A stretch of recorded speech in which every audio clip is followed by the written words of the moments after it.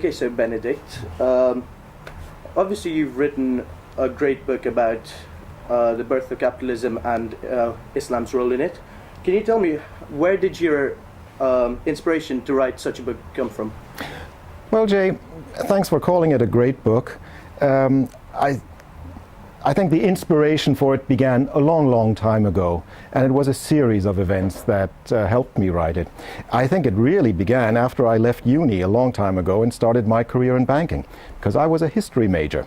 And I started banking to get some practical experience, and my first job was looking at the balance sheets of banks. And quite frankly, Jay, it was a pretty monotonous experience, and I had to do a lot of legwork by asking banks to send me their accounts.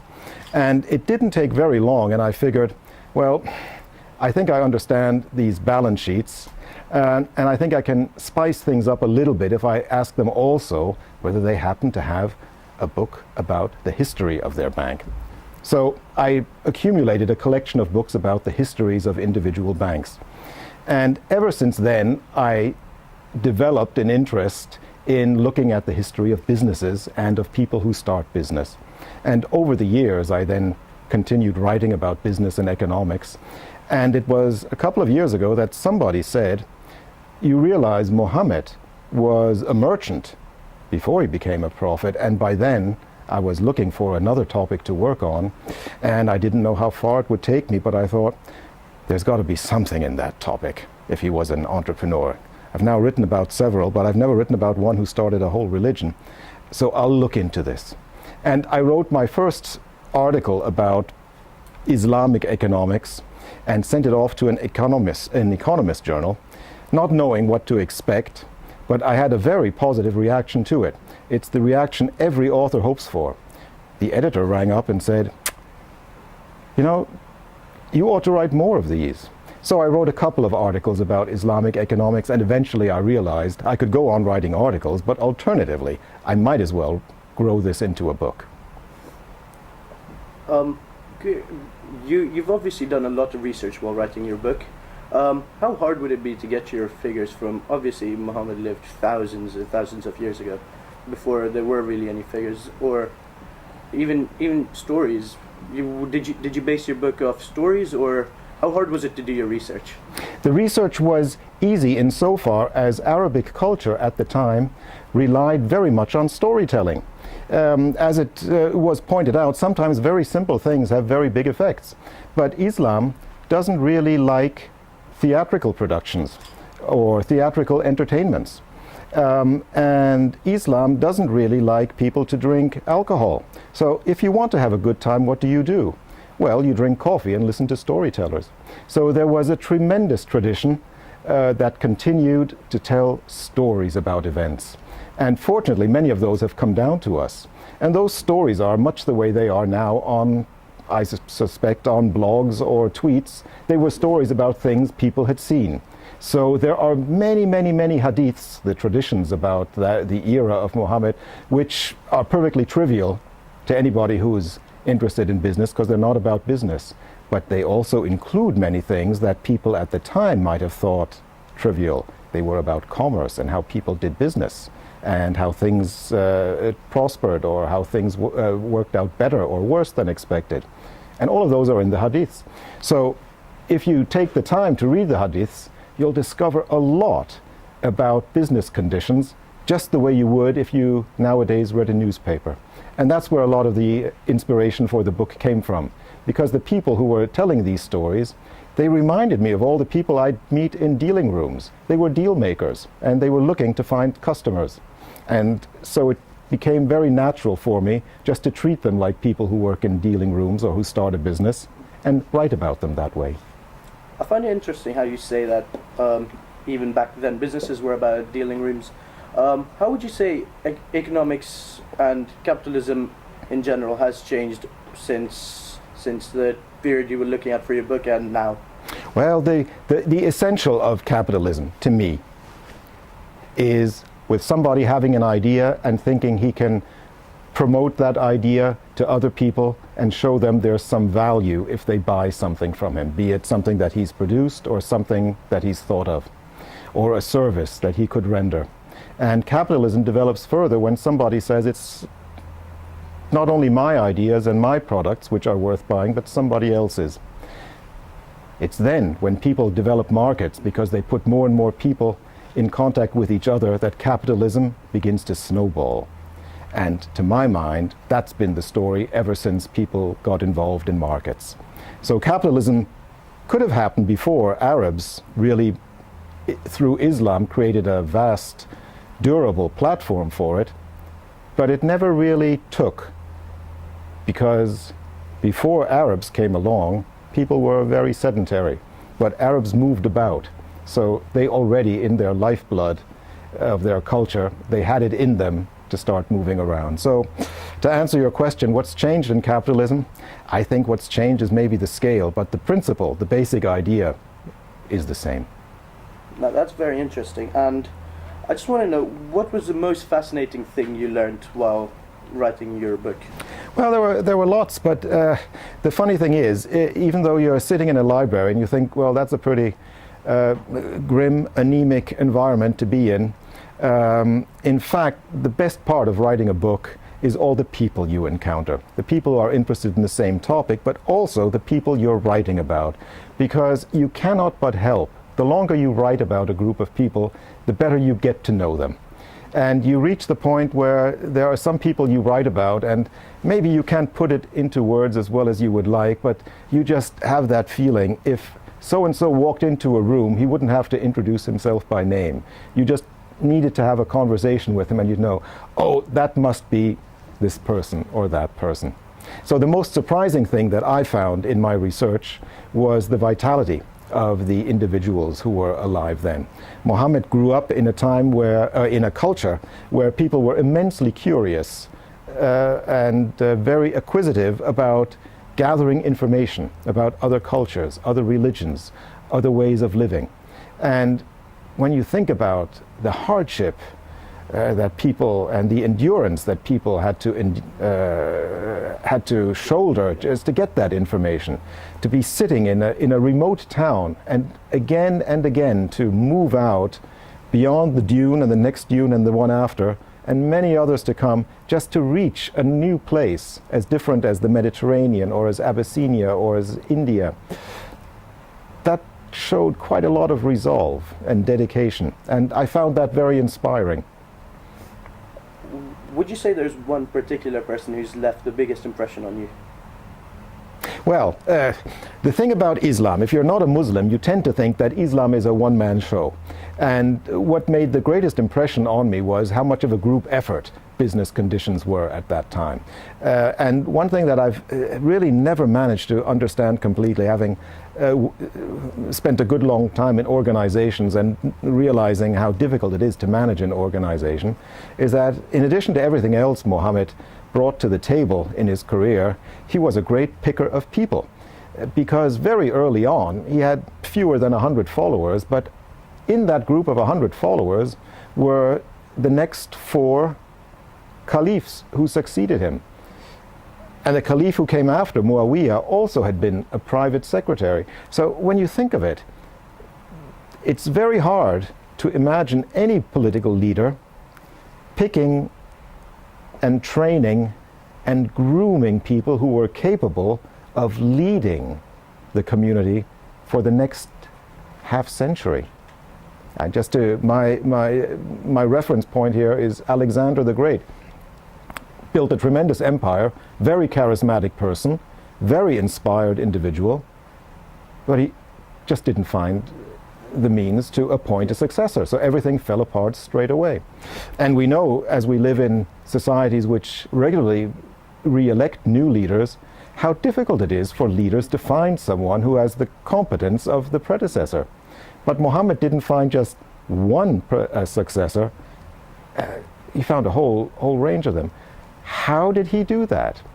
I have no answer to it. I have no idea. But I found that possibly the most remarkable aspect of early Islam, that it was a group effort, that Muhammad was clearly a great team leader and manager, and that he must have had an uncommon capacity for passing on leadership skills. And would you say, while you were conducting your research, a lot of people do think it's very boring, and I mean, I would tend to agree with them, but I have limited experience. But would you say the most boring part of it would be sitting in a room, in a grimy room, and that's very depressing, as you said? Yeah, being on your own, you can feel very isolated because you have to do a lot of legwork and there's some heavy lifting involved. But it's when you begin to see that you can pull things together, that makes it all worth it. Because no matter what job you do, there's always going to be a lot of routine that's involved in it. And you've got to do that, you've got to be careful with it, but you study economics, you probably know all about exponential functions and inflection curves. But there is that point when you've got a project where you just realize this could just work. And once you smell the coffee, it's not the room that you sit in. You just realize, I'm going to move forward with this because there is going to be some output. You don't know whether that output is going to be good, but you don't want to let go of it because you'd rather see it through all the way than give up halfway. So it's definitely worth the hard work. Moving on, recently, I've lived in Dubai, so I've noticed this for sure, but there's been a large increase in banks offering Islamic finance or Sharia banking. What is your view on the increase of Islamic finance in the industry? My expertise is really about economics and finance in the years 450 to maybe 1250. So what's happening now is a full 800 years later. But I'm frankly not surprised that people think Islamic finance is worth investigation and worth elaboration. And I'll tell you why I think so. It's because capitalism often is seen as a way of life where winner takes all and doesn't care about what's going on around him. But in fact, when you look at people who wrote about capitalism, for example, Adam Smith, his book about the self-interest in economics is complemented by a book about moral sentiments and about what we share. And you've got that in early Islamic economics as well. It comes under the heading of usury prohibitions, usury bans, riba. And I just felt, the more I read about these prohibitions of usury, the more I felt reminded of what today we call consumer protection. And I just thought that if somebody used the word riba and wherever it's translated as usury would cross out the word usury and replace it with consumer protection, it would become intuitive that the thinking underlying riba and Islamic finance is about making sure customers are treated fairly. Now, you can then argue about what does that mean in practice, but the approach to think about where there's a buyer, there's a seller, and the seller has a certain duty of care not to take advantage of the buyer, I can't see much wrong with that. And that's why I think there's potential in this particular approach to banking and finance. Just going back to that last point where you said not taking advantage of the buyer, obviously there's no interest in Islamic finance, but I mean, banks in the Middle East call it profit and indirectly charge interest. So, in your opinion, is that wrong? Is that going against what Islamic finance actually stands for? Yeah. Well, Muhammad and early Islam was not opposed to making a profit, because making a profit was important for making sure the business continues in the future. And I remember when I started in analyzing balance sheets, the word that where I come from Germany, we used for profit was Vortrag, which means carry forward. Profit is not something you take out of the business. Profit is what stays in the business to make sure it grows. And I was very intrigued reading about Muhammad and his and the business, his contemporaries in business, that in the Quran they would have read the term rizq, RIZQ. Now, RIZQ is risk. And what does an entrepreneur do when he's doing business? Well, he's taking a risk and hopes it goes well. And I just have a hunch they already had a very clear understanding that the essence, the quintessence of doing business is being an entrepreneur, and it's taking risk and keeping your fingers crossed so it all goes well, and thanking Allah if it does. Now, you asked me direct, well, what about this business of charging interest? Well, it's got something to do with looking after your customer, doesn't it? Because what you did in early Islamic economics was you took a shareholding in a customer's venture.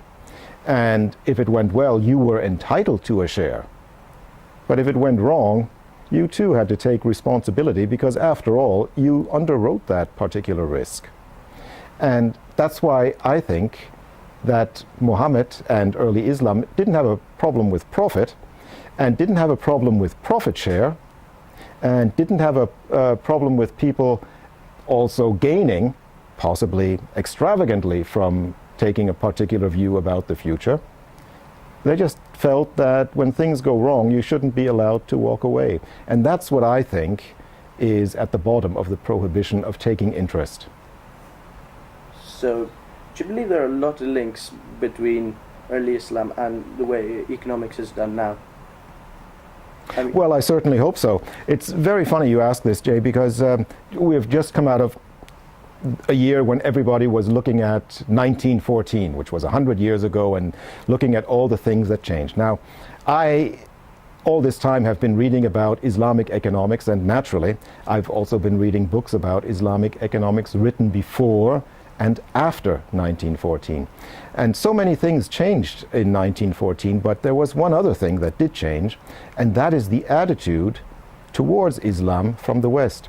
Because if you read some of the books written about Islam prior to 1914, the advice that you read there, because already then people felt developments in the Middle East weren't progressing as fast as they were in Europe. Already then people gave some thought to, well, what would it take for the Middle East to take off again? And pre-1914, what people wrote was, well, if only everybody in the Middle East went back to the way things were in the days of Muhammad, because back then Muhammad and his companions, they were can-do people who were very cosmopolitan, were very forward-looking, very creative, and willing to try out new things. Post-1914, when people write about Islam, they say, ooh, hopefully they will never go back to the ways of Muhammad because it was so static. So that's been a big change. So I think there was a lot of energy in the days of Muhammad, and if you ask me where do I see a connection between then and now, I think, yeah, there's a lot to be learned from Islamic economics as it happened. Moving on to one of your other books about recessions from 1857 to 1923, if I'm not mistaken, would you say there are significant links again from recessions back then and the most recent financial crisis we've suffered? I certainly do. Jamie, in my opinion, what was remarkable is that it seems, though we are so proud of capitalism becoming more and more developed in the West, is that from crisis to crisis we have more and more government involvement in solving them. And I was especially struck by the response of American policymakers when there was the first real worldwide financial crisis in the 1850s. Because in 1857 the American president said, it's unavoidable that he expressed himself far better than I do now. It's unavoidable that there will be people who abuse the trust of customers, but when they do, they have to take the blame for it and pay for the consequences. And by the time you get to 1923, you have more and more governments saying whenever there's a crisis, we have to step in and make sure nobody comes to harm. But in 1857, President Buchanan had no qualms whatsoever to say, yeah, it's a great shame that we have a crisis, but you know, it's got nothing to do with me. Let them sort it out. So that's a big change between then and now. And you almost feel it's, though many people feel a crisis is solved with more government involvement, I'm surprised how few people say that maybe what we need is actually less government involvement. So you would definitely agree with Joseph Schumpeter, who was in favor of letting companies die if they fail to innovate and during recession? Yes. Okay. Moving on. Is there something throughout your vast career that you wish you'd done differently, and if so, what would that be? There is, in fact. It's something that, of the many, many things that I underestimated.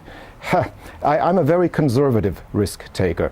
I always look at downsides. I am not prepared to have faith in tremendous upside. And I think if there was anything that I would do differently now, looking back to the stage of life that I was at which you now are, I would have spent more time with computers. I remember when Time magazine, I forget when it was, in the 1970s or 1980s, Time magazine always had a Man of the Year on the cover, and that was a very important person. And one year they broke with that tradition. Man of the Year was the PC. And I remember it because my reaction was so silly, because I thought, this is ridiculous. How can a PC be Man of the Year? And that gives you an idea of how much learning I had to do. Fortunately, well, early on we spoke about inflection points. I think we're still not at the inflection points of what computers can do. And for your generation to have that opportunity at your fingertips, that opportunity for creativity and innovation, that's just marvelous. So if there's anything I could have done differently, it would have been to learn computer science. Okay. Further on your point of technology, I was reading this one article by Robert Solow. He said you see technology everywhere, but the one place you don't see it is productivity statistics. So he had a very negative view on what technology does for the economy.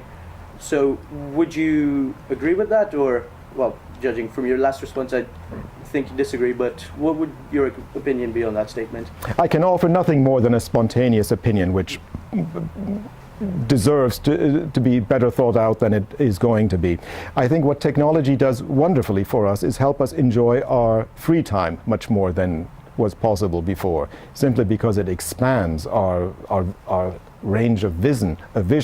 We can see so much further. We can do so many more things ourselves. We don't need other people to find out about things. But in work, we only see the beginning of the impact of, for example, computer technology. And it becomes more and more difficult in considering that our service industries are so sophisticated and rely on so many intermediaries. It becomes more and more difficult for people in the production process to find meaningful career progression, because it is so difficult to see what's going to happen next. So I think working life now is much harder for your generation than it was for mine. Okay. Now just moving on to a couple of personal questions. Just wanted to know, what do you do in your free time? Well, my free time is taken up, Jay, I'm very fortunate. I'm retired, so I see myself as someone on an open-ended gap year. And my free time usually is spent not very far from here, making the long trip to the British Library, where I then dig out new books and hopefully come up with another thing that I can write about. And that's really how I spend my spare time. Okay. Obviously, as an author, you would have read loads and loads of books. Can you tell us about one book that's left the biggest impression on you? Yeah, of a single book.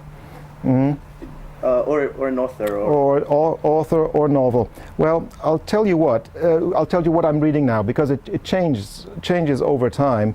What I find more and more is that what impresses me about an author is not what he says, but how he says it. What impresses me more and more are non-fiction writers or economist writers who are able to project their own personality in what they write.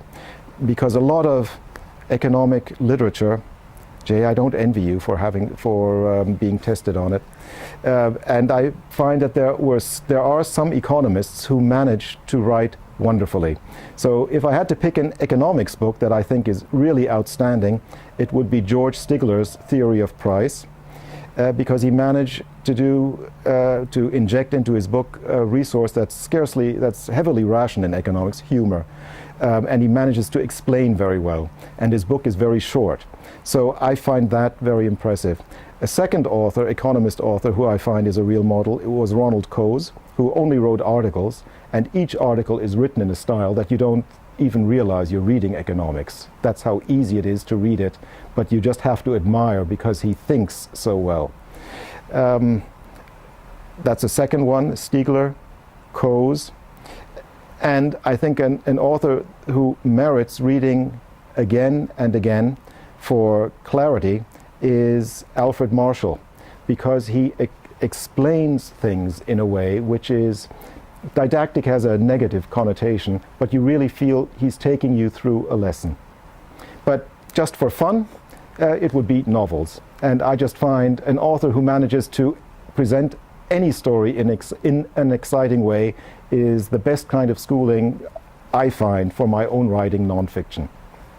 And these last couple of questions we ask everyone. Firstly, what would be your favorite type of music or favorite artist? My favorite type of music, I really got stuck in my development of developing my musical tastes, and I realized that, Jay, when one day my boys, when they were teenagers, came home and had music by a band, Dire Straits, and I said, this is so good, this is just wonderful, guys. When are they going to issue their next CD? I'm really looking forward to it. And the boys looked at me patiently and said, Dad, they broke up a couple of years ago. So I realized I had somehow lost touch with contemporary music. But what I really like is jazz. What I like about jazz, because it's completely entertaining, but it's non-distracting. You don't feel you can't read a book while you're listening to it. And though I'm not very discriminating about jazz, what I find remarkable is the range and the variety of jazz music. So you can have 3 different bands, each of them completely different, small bands, large bands, loud music, quiet music, but every time you feel it's very individualist, and that's what I like. Okay, and finally, Muhammad Ali once said, a man who views the world the same as when he's 50 as when he was 20 has wasted 30 years of his life. How do you now view the world differently compared to when you were 20? Well, I'm afraid, Jay, I think I wasted many years of my life, because I think a lot of the things that I thought or felt, I already did by the time I was 20. I don't think I've changed all that much, but all the good things that happened to me in my life was when I was open-minded and took advice from other people and followed down avenues that they suggested, including the book that I just wrote, which really was something that was brought home to me by other people who read some of the articles I had written. Okay, thank you very much for your time. Well, thank you.